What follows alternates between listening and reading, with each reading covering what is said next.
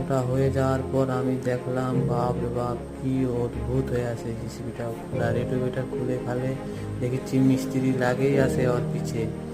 দেখেছি পোলটাও মানে oil seal পাল্টাবে, মানে চেষ্টা করতেছে খোলার, খুলতেছে না, হাতুড়ির দিকে মারতেছে, পাথরের দিকে মারতেছে, হচ্ছে না।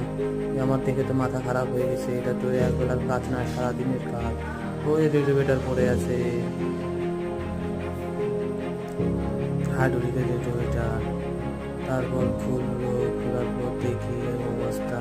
আর দাদারা দেখছি রেডিওমিটারের মাটি গেলা সাফ করছে। সাফ টাফ করার পর দেখি আমার তো মন খারাপ, ভালো লাগছে না।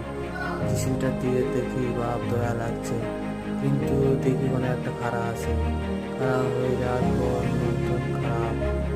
আবার দেখি এখানে এরা লাগিয়ে গেছে, ভালো লাগছে না, খিদে পেয়েছে, কি করবো, এরা লাগে